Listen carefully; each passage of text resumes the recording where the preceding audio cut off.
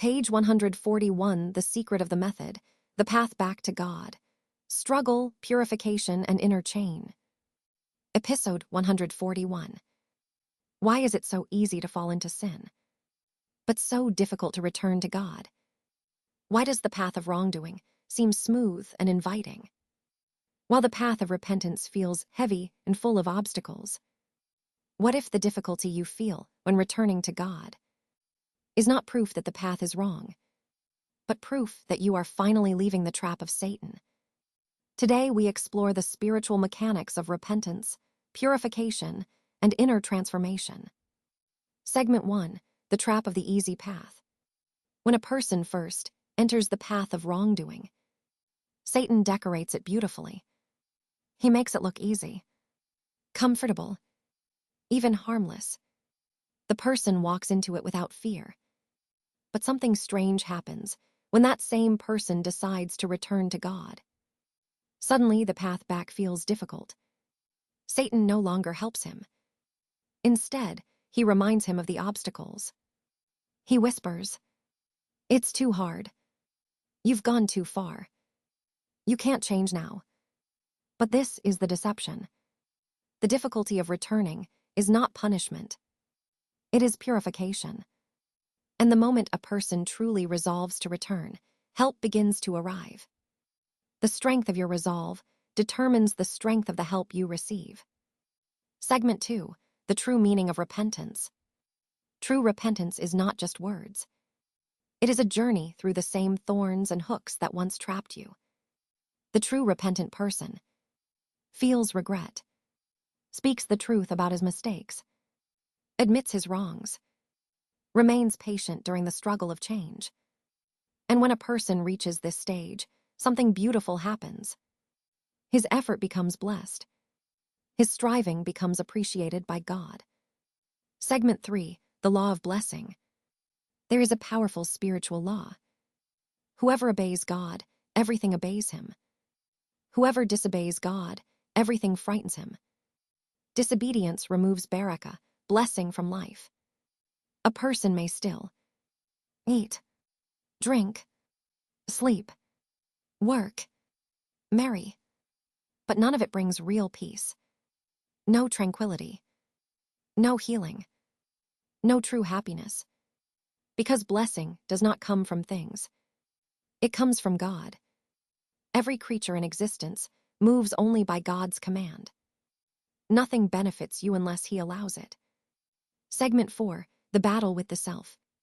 Human beings must learn to distrust the impulses of the ego. The soul often commands toward wrongdoing. The key to mastering the self is simple but powerful. Oppose your desires. A wise man once said, "Whenever my soul inclined toward something, I chose the opposite." This principle trains the soul, because the ego grows stronger when obeyed, but becomes disciplined when resisted. Segment 5, The Path of Spiritual Transformation. The text describes a powerful spiritual sequence. 1. Seeking forgiveness. 2. Mercy. 3. Well-being. 4. Provision. Before blessings arrive, there must first be purification. This process follows 3 stages. Takliya, purification, removing corruption from the heart. Talia, adornment, filling the heart with virtues. Tajliya, illumination. The truth begins to appear clearly. Anyone who tries to skip this process, or claims spiritual success without purification, is walking toward severe consequences. Segment 6, The Coming Test of Wealth and Success. Many people think hardship is the real test, but often the greater test is success. The world will eventually open its doors. Wealth, status, opportunities. These are also trials. If a person was purified before success, he will handle it wisely. But if he was not purified, competition for the world can destroy him. This is why gratitude and generosity are essential. The righteous learn to prefer others, even when they themselves are in need. Segment 7, The Hidden Truth of the Heart. One of the deepest lessons in this page is this: You may speak even when you are silent. Words are only the outer expression.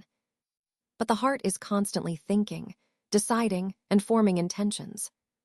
If corruption remains inside the heart, it will eventually reveal itself during a moment of temptation. This is why external control is not enough.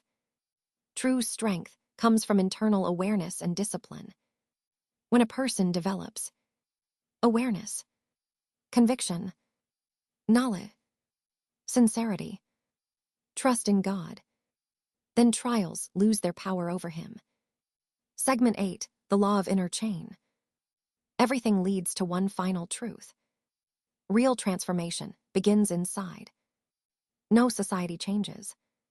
No destiny changes. No life changes until the inner self changes first. As the Quran says, indeed, God does not change the condition of a people until they change what is within themselves.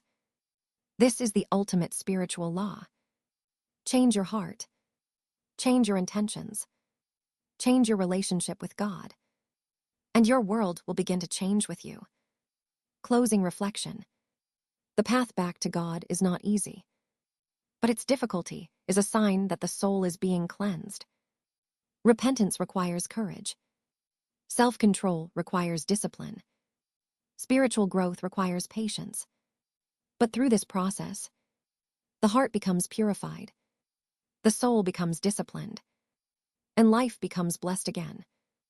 Because the true victory is not escaping hardship. The true victory is transforming the self.